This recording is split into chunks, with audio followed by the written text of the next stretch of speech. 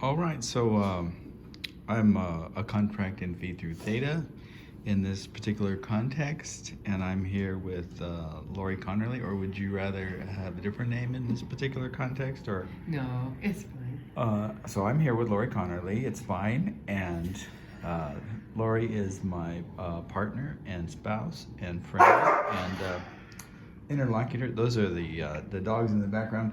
Leo is arguing with the Newfoundling dog. That's Leo, who has alopecia on the couch, and that's his couch. But the Newfoundling dog, who's a puppy, doesn't quite understand that he's not in charge and kind of can't take over the house. And he's very cute, as you can see.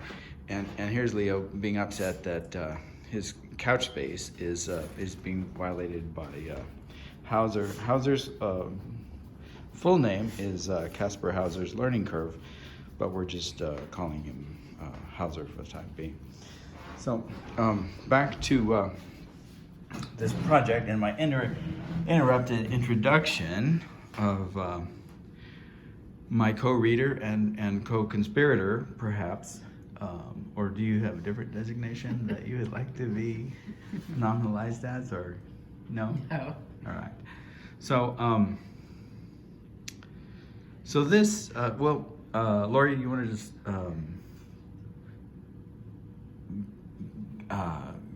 guess or evaluate, what we're looking at? Let's see. It looks like we're going to be reading a text here that appears to be color-coded in some manner. Okay. Yes. This particular page does appear to be color-coded in some manner. What is this text that on this couple of pages here? This. I'm actually not sure. Okay. Let's attempt to read it. We can read it alternating back and forth, a word at a time, and the words, may be somewhat out of order, and then once we manage to decipher, what this is, then we can maybe move on, to the larger reading of what this might represent. You want to go ahead and take a word, try to find the first word. How about A? Okay, that's great. That's a really great place to start, because that looks like it's part of a complete sentence, doesn't it? All right. So the next word is list. Of? Yeah. So a list of something. What does the idea of list imply to you in relationship to a book like this? I guess it would imply that we're going to be looking at a series of ideas, objects, notions, people or places, things, and names, etc. That's what a list implies to me in this context. Yeah, and I was thinking about list, like a list. I mean, generally, it's not an infinite set, right? Because there are perhaps lists of infinite sets where say Picasso's poetry or something like that, where anything basically could be generated in the list. So here's a teapot, and then you can say teapot, light reflection in the coffee. Then you go up here and say, Navajo rug, and blah, blah, blah. But generally, a list. Oh, there's the dog. Say the dog with the long name. But generally, a list is confined to some limited material, right? It's going to specify some. I agree. The lists are normally finite. Right. So it's a set, but it's a particular kind of set. And generally, too, I think lists are kind of operational. You make a grocery list because you want to buy groceries. So you don't just put all of the things on there that you encounter on your way to the grocery store, because it has a functional value, right? Right. Yeah. Right. So it's kind of interesting. All right. So a list. And then did you read of? I did. Okay, of, and then this interesting word that is divided by the this word in blue. Oh, you know what I just noticed? Okay, well, I'll see if you notice it too before I call attention to it. Okay. But this word that's divided by the spine of this, what appears to be notebook, and then there's the word note, so I wonder if we'll figure out what this means. But this word divided by the spine, what does that look like to you? It looks like jobs. Jobs, that's what I thought, jobs. So a list of jobs, and then... ampersand. Okay, so a list of jobs, and then this next one is mine, I guess.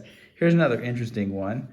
It looks like, to me, it looks like O-P-P-O-R-T, and then a U, maybe, or a J, and then what looks like an upside down U or an N-I-T, and then something interesting is going on here with this strange, constellation or configuration of letters, kind of out of order, but I would say that's opportunities.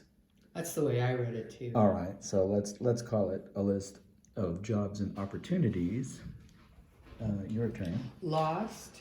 Okay, lost.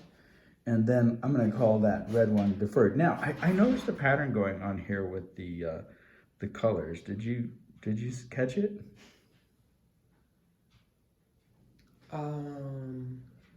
I didn't catch it yet. Do they alternate in order? Yeah, they seem to. So we started with red, right? So red, black, green, blue, red, black, green, and then the comma is blue, maybe? Yes, I think Okay, that's right. So punctuation is, it looks as if, from what we're picking up here, it looks as if punctuation has kind of an equal status with a word in terms of at least the color arrangement, doesn't it? Yes, it sure does. Okay, so I'll say comma. Okay, comma, great. So that's the black comma after deferred, and then this is okay. So then something happens here. Well, maybe we can use the color code to help us out. So what comes after black is green. Is green, isn't it?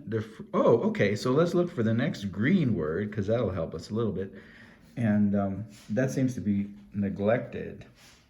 A list of jobs and opportunities lost, deferred, neglected, or abandoned, ampersand, and right, and the reasons. And then okay, so now we have a couple of options because let's see what comes after blue is red again, right? So and the reasons, it's either and the reasons note or note the book, right? Or the reasons why. Well, I'm going to say it's why. And I agree with that. And the reason that I'm going to say why is because that sounds to me more grammatically correct than saying a list of jobs and opportunities lost,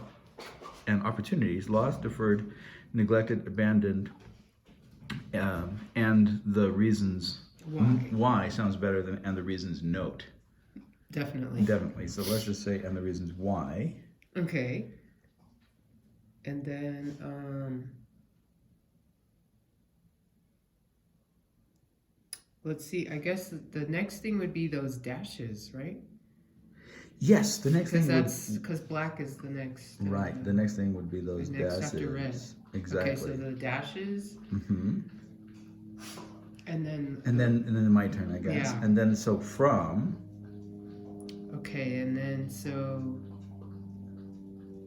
Oh, but we seem to have violated the. Did we violate the? No, I need to go to. Sorry, Okay. I'm getting confused. So, it's a little difficult, isn't it, to follow so the dashes, and then there should be something green after the black dashes. Yeah, I think that's an error. I think you're right. I think maybe this dash, the second dash should be green. Yes, that's a possibility. It either the second dash should be green or whoever created this design. Well, it's an interesting artifact. Yeah, made an error, possibly an error in the arrangement of these things but it's interesting though because if we follow, right? If we follow the pattern, then we have dash dash, and then we have space, and then look, there's another error because that dash, shouldn't that dash also have a different color? Or is it part of the same word as what? Okay, so what goes with space that would be a part of a single word that we haven't actually read yet? Time. Oh, time. All right, Okay, there we go. So we have to go back. Space time. And we'll just assume that's an error, the blue there. And then, but from space, time, and travelers. Mm-hmm.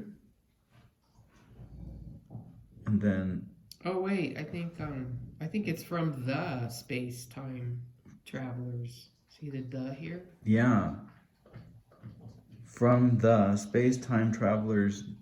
And then what do we do with this word? So one of those should have just been green, I think. And then we go to blue. Okay. So just the second dash being black is just an error. And so then we have from the space-time travelers notebook. Notebook. No, I'm still... dysgraphic space-time traveler. Oh, yeah. So interestingly, around this word dysgraphic, there seems to be a lot of errors. A lot of problems. Yeah. I wonder why. I don't know why that would be either. No. I mean, yeah, it's interesting. Not like, well, I mean, who's ever even heard of what dysgraphic is? Right. Anyway? That's true. That's true. I don't really think there is such a word. If we were fancy folk, which we're not, but if we were, we could perhaps even say that there's either an unconscious motivation, right, like to make error around this word dysgraphic, and to dislocate things in space-time, right? Because we had to go back up to the top. If we were fancy, we might assume such a thing, or we could investigate the way in which a kind of meta-poetics of graphia is being played out in this part of the title. You want to take a shot at reading the entire thing? Okay, sure. A list of jobs and opportunities lost, deferred, neglected, or abandoned, and the reasons why. From the dysgraphic space-time traveler's notebook. Cool. All right. And what does that sound like to you? It sounds like that whoever this dysgraphic space-time traveler may be, they kept a notebook in which they listed all the jobs and opportunities that they lost or just left, didn't take care of, or thought they could wait until later to take care of. And left in abeyance, you might say, if you were a fancy person. If you're a fancy person. And why that happened. I like that word, abeyance. I've always liked that word. I don't know why. It's the idea of being in an abbey. I've always thought that was amusing for leaving something till later. So it's a title, isn't it? Oh, yeah, I think you're right. I think it could be a title. Yeah. So we probably... It's the title of a list. That's the title of a list, or a list poem, or a list investigation. So, all right, let's see if we can make any sense out of the rest of it. So what's this? So this appears to be a scribble poem. And I think it's expressing some kind of dysgraphic, something from the dysgraphic notebook. Right. Perhaps an example of something lost, abandoned, deferred, or neglected. Yeah, perhaps it is. Yeah. So I would say that that there appears to be in if we use the color coding, so we seem to have I'm looking at the red. Yeah, because we had that pattern. What was it again? I have to turn the page back. Right, sure. So it appears to be red, black, green, blue. Okay, So red, black, green, blue. sure. So it appears to be G. This looks like a G to me. Okay. G. How big is your G? Is it just that red part? Mm-hmm. The first red part? The first red part, and then but then it appears to be attached to something else. So, Oh, like an O? yeah, G O. G O. Going maybe. Going maybe. G-O-I-N-G? Yeah, I mean Going. that's what it looks closest like to me. It doesn't really look anything like going, but it probably looks more like going than it looks like any other word that I can find a shape to. Yeah, Alright, so that's going. Right. Going. Okay, and then your turn. Wow. Okay, that's a lot. I don't know. Well, I guess I can kind of see a W in there. Going. Oh, okay. Yeah, I see the W. Or a U. Going.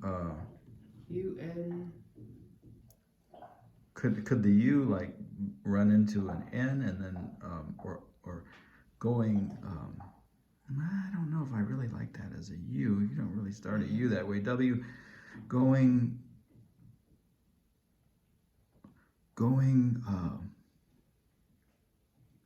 And then there's some L-looking things over here. Going,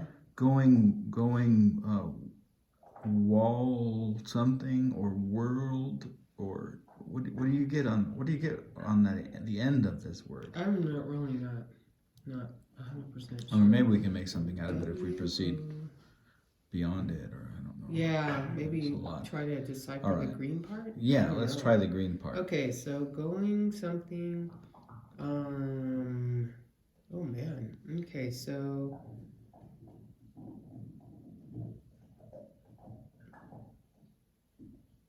Could be a. Gosh, it looks like. I'm not sure what the first piece of it is. I know it's hard, isn't it? Difficult. Well, what if we were looking at it the wrong way? What if we turn it upside down? Oh. Okay. So if we look at it this way, then. You know what it looks like to me? No, what does it look like? Frank Pizza. Oh. Frank Pizza. So,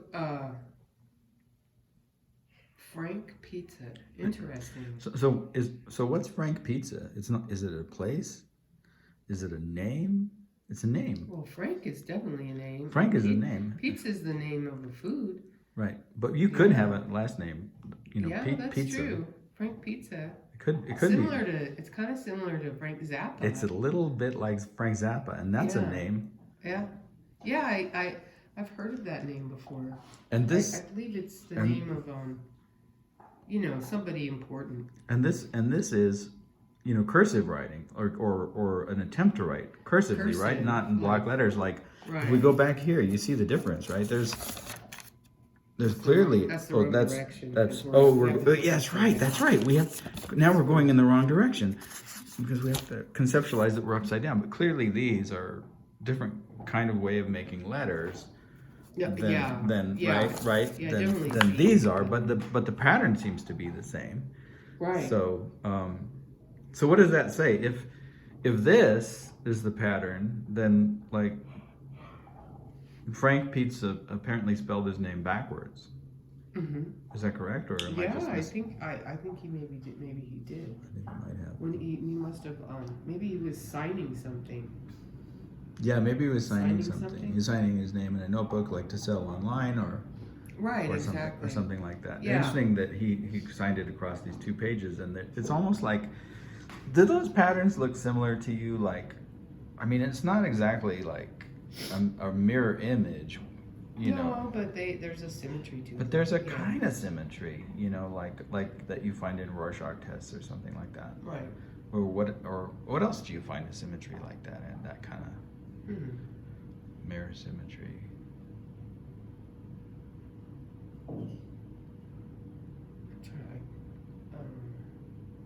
Well, I think you find it in nature a lot. Find it in nature a lot, or any time you hold something up to against a mirror, right? Like yeah, in that poem Jabberwocky, the way that they read right. it in the image in the mirror. It's kind of interesting. Anyway, all right, let's. You want to move on? Yeah, let's all right, because this one was kind of tough. Yeah, it's kind of too challenging for simple folk like us, I think. I think so. All right. Okay, this is an interesting one. How's your? I'll just read the first one. How's your frog? Question mark. And then no. Period. Seriously. Period. I don't really get that at all. Do you? Mm-hmm. Does it help to know that Frank Zappa had an album called "How's Your Bird"? Oh, that's interesting. So Frank Zappa, that's similar to Frank Pizza. It is similar to Frank Pizza. So there seems to be a play in here somewhere with these figures of Zappa and pizza. Yeah. Maybe, do you think you liked eating pizza? Frank Zappa? I would be surprised if you didn't. And look, this seems to be a reference to a bird. See the bird? Oh, yeah. But I don't see but I don't see the frog. I don't see the frog either. The frog may be more difficult. Why do these people have rocks in their hands? I don't know. And there's a kind of symmetry here too, right? Yeah, you're right. You know what I'm tempted to think? No, I'm tempted to think that this image was built out of this image and the way that it kind of embedded itself on the page. Oh, and then it was just and it elaborated. goes across and it's turned into a drawing. Turned into a drawing, exactly, of these strange guys holding rocks. And quoting Frank Zappa. Interesting. Yeah, that's really interesting. I don't see how that has anything to do with a lost job, do you? No, I don't. I don't understand how. Unless the dysgraphic space-time traveler, I had some relationship to. Yeah, maybe he knew Frank Zappa. Knew Frank Zappa? Or Frank Pizza? Or Frank Pizza. So maybe Frank Pizza. And then the Zappa references are, in some ways, I wouldn't really say like a red herring, which is, kind of interesting, but they have the red. But I wouldn't say they're like a red herring, but maybe they're a kind of distortion, you know what I mean? Like a way of talking about, Frank Pizza by talking about Frank Zappa. Mm-hmm. And then I don't know why the transformation from bird to frog. I don't either. I don't. But it's interesting that the frog is green. Well. Because frogs are green. That's pretty. I don't know if we've had any seems other. Intentional, doesn't it? It does seem intentional. Have we had any other words where the color represents the thing? Well, notes aren't necessarily red. What they are, though, in a way, like notes are red, right? The note you read the notebook. That's true. The notebook. That's it's true. a red notebook. So it was red. And then there's in the past.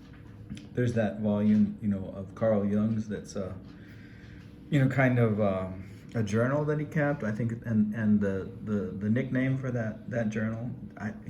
The work itself has some Latin name related to alchemy, but the nickname for it is the Red Notebook, so that's kind of interesting. I don't know if that would... Space-time isn't necessarily green, and I don't see anything that, that obligates a traveler to be blue, no. Unless he's, homesick, or she's homesick, maybe. And jobs aren't blue. I mean, I guess they could be if there's some sort of, like, political color coding going on. Opportunities. Anyway, so maybe that's maybe the color correspondence here is just kind of a hapax legomena, like a single occurrence.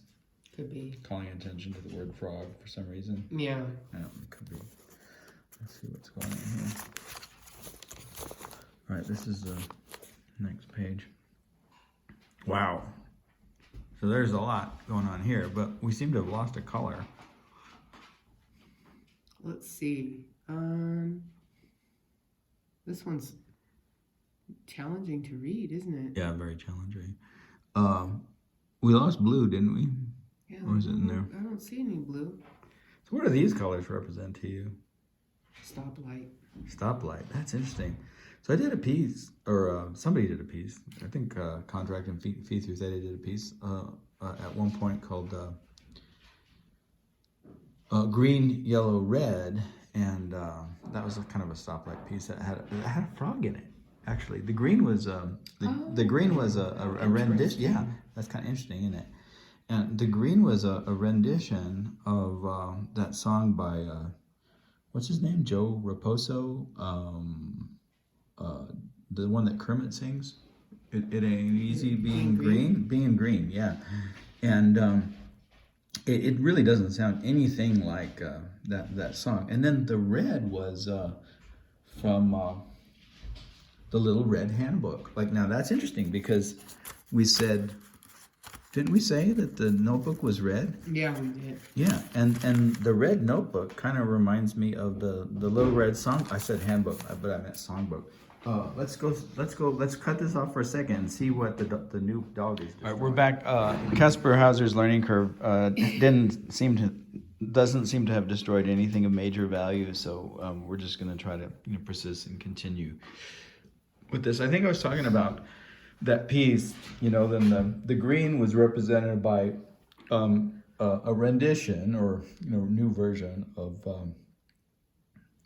being green, and then the yellow was Yellow Submarine, the Beatles. That's right. Yellow Submarine. Now. Yeah. I remember hearing about this piece. Yeah, and the red. Whoop, the camera's moving because my dog is biting my arm. Or I don't know if he's really my dog yet. I guess he is. That's Caspar Hauser's learning. All right. So okay. Hey! All right. Let's stop. We have to yell a bit to stop the dog fights. My apologies for that, but the yelling is better than the fighting. So just trust me on that. We seem to have calmed down a little bit. The Caspar Hauser's learning curve. One of the issues in the curve is learning not to bug the other dogs. Oh yeah, and then I had already mentioned. Do you want to take a break? Yeah. Okay. Yeah. We'll take a little break, and we'll come back. Once we settle some of these new dogs. All right, we're back, and most of the dog fighting issues seem to have been nicely put. For now. Nicely put. All right, so. Just going back to the colors, like it seems to me that this set of colors, if we're taking it as a stoplight, and not something else, I mean we can talk about what else it might be, and I don't think you've looked at the latest videos that I have up.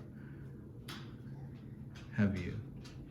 No, I don't think I have. Okay, so I might have to give you a little information on that, but it seems to me like this one, like the colors should be more motivated in terms of a temporal pattern than the other one, right? Because what does red, black, what was it? Red, green, black, blue, was it? Or was it red, black? Yeah, I think it was red, black, green, blue. Red, black, green, blue. What does red, black, green, blue really have to signify in terms of linearity? I can't think of conceptually anything. I can't really think of anything. But this one, obviously does. If it's a stop light, right? Like green, it goes green and then it goes yellow to inform you that it's going to turn red, and then it goes red, and then it repeats that cycle, right? So this is the one that should be temporally and linearly motivated, not the other one. But what I'm not seeing is that there's any pattern whatsoever here. Do you see any pattern? And certainly, like within words, you have more than one color, so it's just a bit confusing, isn't it? It sure is. So, I know I'm almost tempted to say that it's the opposite of intuitive. That the color schema that we don't associate with a temporally linear pattern is the one that was provided a temporally linear pattern. And this one that we do, we seem to have more dog destruction going on. Let's take another break, and I think that he's trying to chew up a plastic trash can. All right, so we've closed off. Try again. Yeah, we're gonna try again. We've closed off a few rooms, so it may or may not be easier to keep track of Caspar Hauser's learning curve. And we've moved, I've tried to sort of conglomerate all of his legitimate chew toys into one area, and so he has about half a dozen or maybe up to 10 items that he can choose from, and hopefully he'll select those. Although he's near the bookcase right now, and I'm worried that he may be investigating some of the poetry that I have over there. No, he seems to be okay. All right, let's just try to proceed and do the best we can. Now, Leo's getting a little upset. Leo, no. I may have to do another dog intervention here. I'm going to go ahead and shut this off. So we're returning. So after another dog fight and then another intervention, we've put Caspar Hauser's learning curve outside for the time being, and given him some things to do out there, like eat his new puppy food. So hopefully that keeps him entertained for a while. I think we were a little distracting. A little distracting, isn't it? Extremely. Yeah. It makes your work a little bit harder to do when we have rooms of our own, but they're not entirely our own, are they? Really? No, they're not. Because we have other responsibilities, and you can't really stop having a dog. And if you're prone to rescue dogs like Caspar Hauser, you always in one way or another have dog trouble. Right? That's definitely the case. Right. Okay. So anyway, so there's a certain amount of calm and quiet that doesn't belong to our ability to perform these tasks. All right, so we had been talking about the way that this one seems to be all over the place and has a different strategy of organizing these colors. Would you say it's more aesthetic? Probably. Yeah, it's I think that's right. And then I was gonna say, you haven't seen the new videos that are up, but a contract and feed through thetA in the process of recording coloring these letters, almost like a child in a coloring book. Oh, I see. Right. I set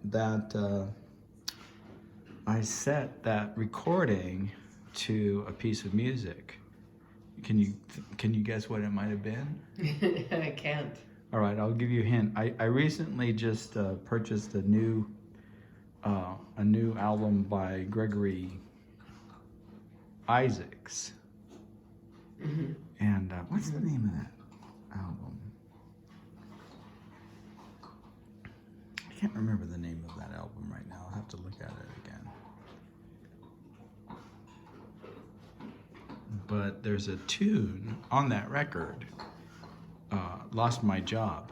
And that, yeah, all right. So, given that, do these colors seem to represent anything new? Well, there are the colors. They're African colors, too. Yeah, they're African and reggae colors, right? Yeah. They're the colors of the Ethiopian flag. I think that might be, is that Hauser or is that another dog in the background? Know. Let's just hope it's another dog and I can't tell. All right, so there's at least a couple of things going on with the shift, into this set of colors. So we got rid of the black, right, and the blue, and we added yellow. And let's see. Do you want to try to, or after all of that traumatic dogfighting intervention stuff, are you? I'll try. Okay. So do you wanna start somewhere and see if you we seem to can? have form or something. Okay. After I'm reading, I'm getting like After form after, Joe. and then Brainerd. So who's Joe Brainerd? I think he might be a writer or of some kind. Writer, artist, poet. And what does Joe Brainerd have to do with the idea of a list? Gosh, I think he might have worked with lists or something. He may have on more than 1 or 2 or 3 or 4 or 5 or 6 or 7 or 8 or 9 or 10 occasions.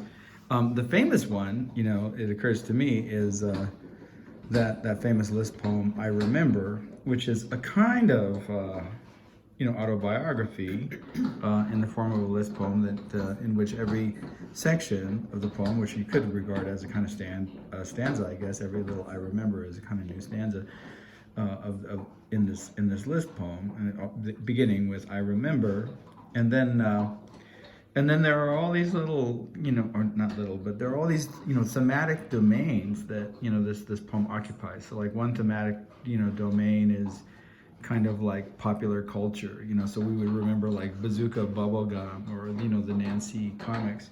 And then one thematic or semantic domain is, sexuality and the fact of, Joe's, sexual adventures as a queer man, growing up in the time that he did. And then that relates to like the other themes in interesting ways because, like the kitschy aspects of popular culture kind of like come in and inflect the way that, the sexuality is remembered, and the sexuality, kind of inflects what's remembered in the popular culture. But then you have these other domains too, like as he becomes an artist and has his first show, and things like that, remembering all these things. And then he's very gregarious, individual, and so there's a lot of references to friends and the connections that he makes socially. It seems to me like that's another thematic domain. And then there are a few references to jobs. I'm not sure I recall any jobs that were deferred, lost, or abandoned. It seems to me more like that he kind of moved through this world in this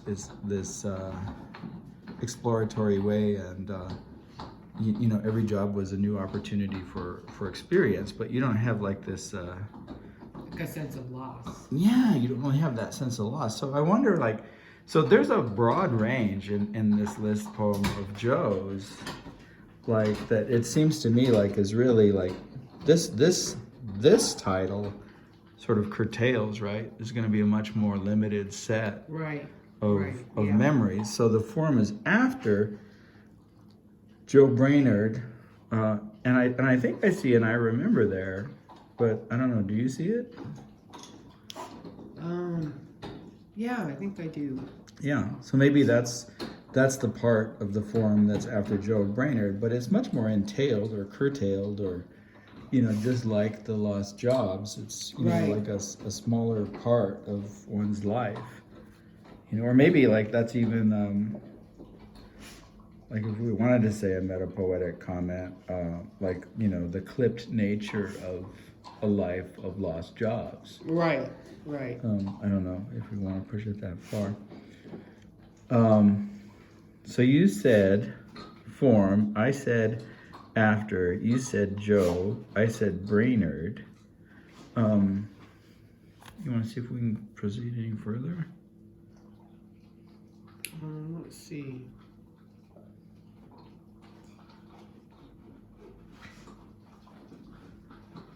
Looks like we have, is it on? Right. I'm going to make a suggestion. Like, if the form is after Joe Brainerd, the new pattern won't follow this color form. Let's see. What was it?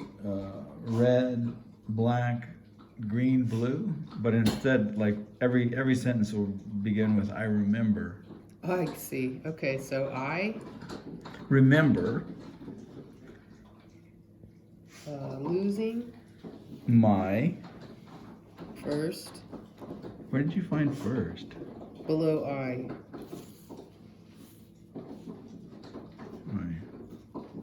Below I.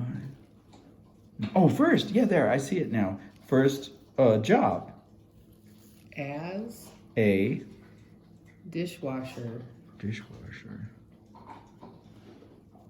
In A family owned.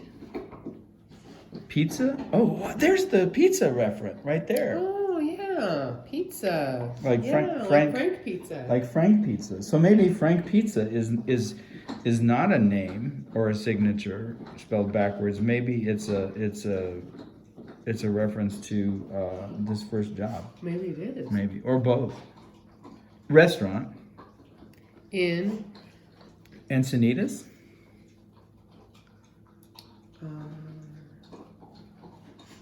California. California. Because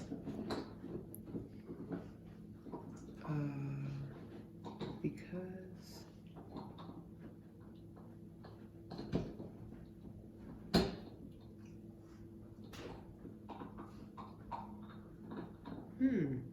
I see request, but it doesn't really no, make sense. There no, it must be doesn't make something sense. else I agree. before it. Because, and then missing words, it's just maybe.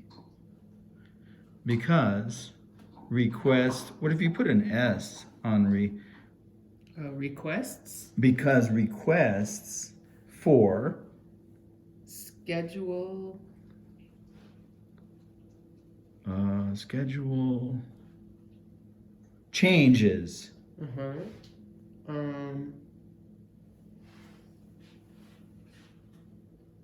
Time.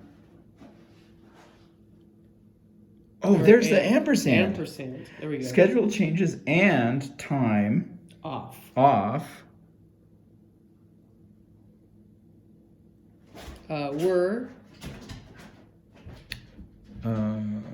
Were wow, I don't know.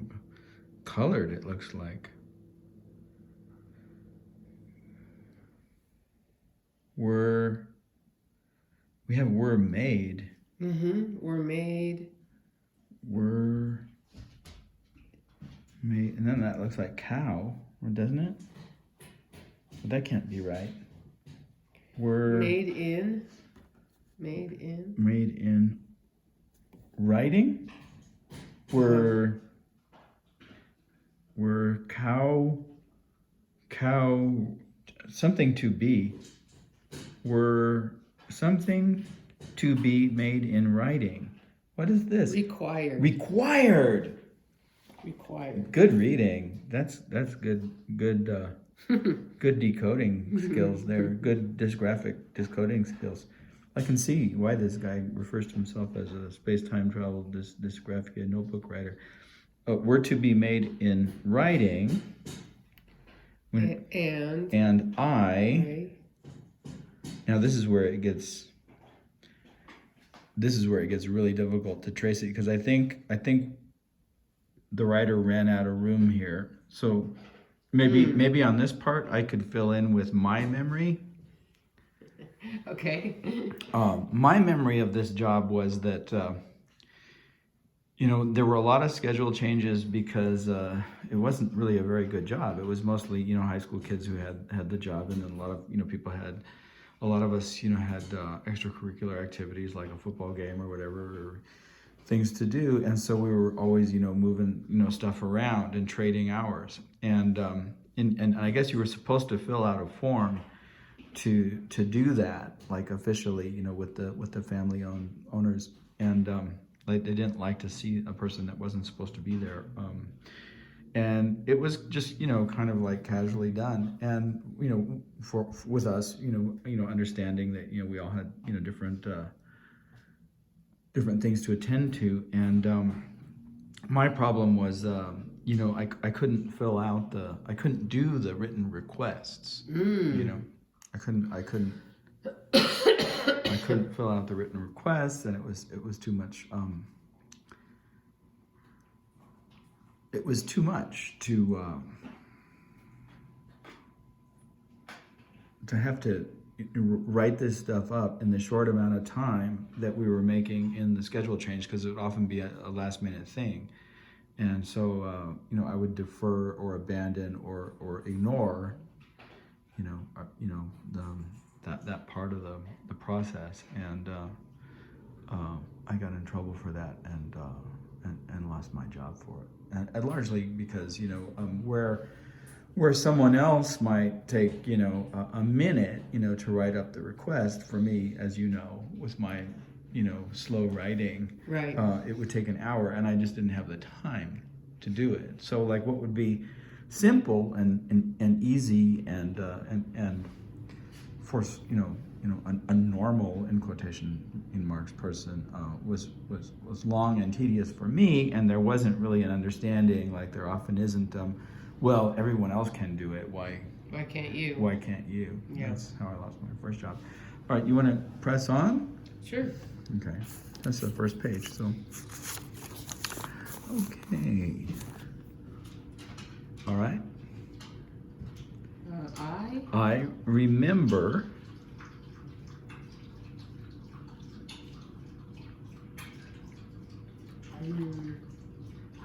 losing my second job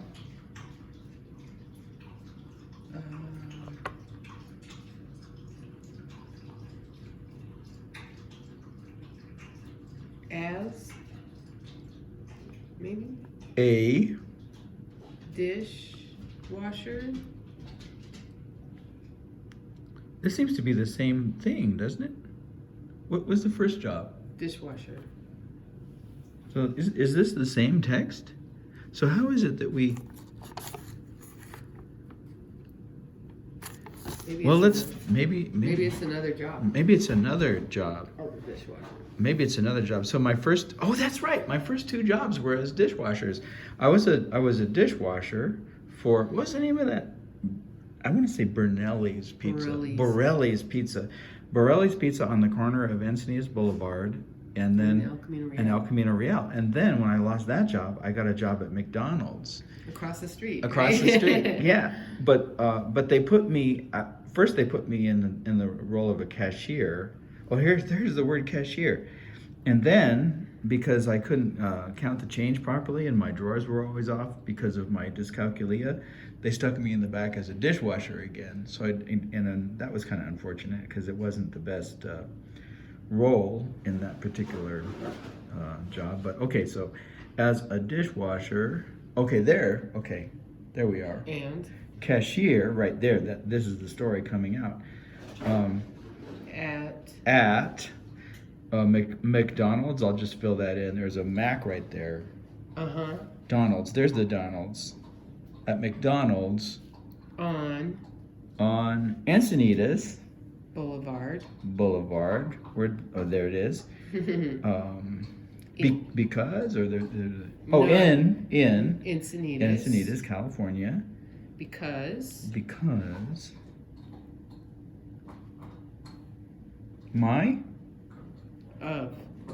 of my counting.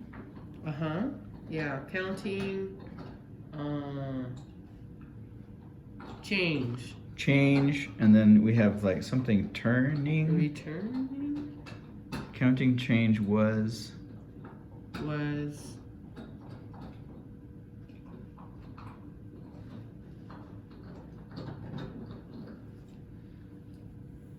my counting change was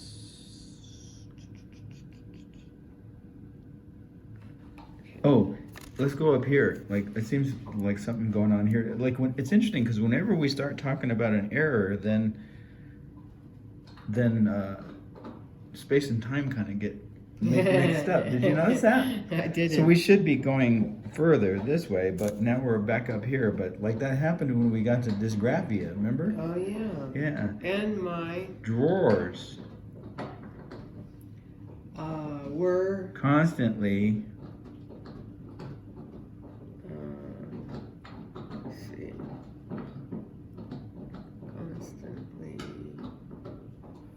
you back down here again? We're looking for something like off or constantly.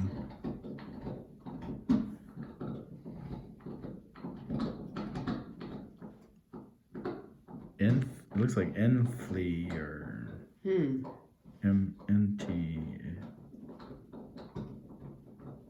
Consistently. Consistently. Yeah, right. We're consistently. I don't know if we can find the rest of it. Consistently, but again, like enlisting my memory of this, we're consistently off. Right. So, yeah. So the only thing that they felt comfortable having me do was wash the dishes, and apparently like that wasn't enough of a job the way that they organized the job, in and of itself. So got fired from that one. All right, let's see if we can move on. Oh wow! I don't even know if I want to do this one. Can I tell you what I think this is, if I'm remembering it correctly? Because I think this was one of this is either my third or fourth job. Through Harold and Becky Cohen, I had met the McConnells, Kim and Nina.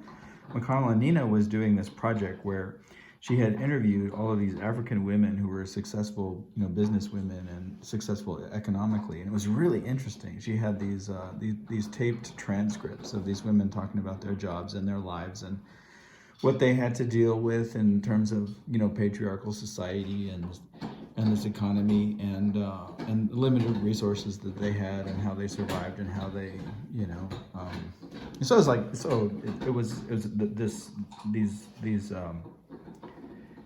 transcripts were about economy and they were also about specifically about women surviving under conditions of oppression and they were really great, but my job was to take these tapes, these cassette tapes, and to type them out for Nina to create a book out of, and she was very sweet. The McConnells were very nice and they were very kind people, but it took me forever and longer than it would take someone else. Right. To do it because of my inability to spell and things and my problems with my fingers and so the two problems both I created too many errors in the text that I typed out from these tapes, and I was charging too much money because it was taking me so long to do it, right? And Right. she could find someone else For a lot cheaper for and a lot more cheaper. Yeah. So I don't think we need to try to decipher this because I basically remember it. All right, I can hear Casper Hauser barking out there. Yeah. So let's see if we can bring him back in and they stop fighting. And I think we're done.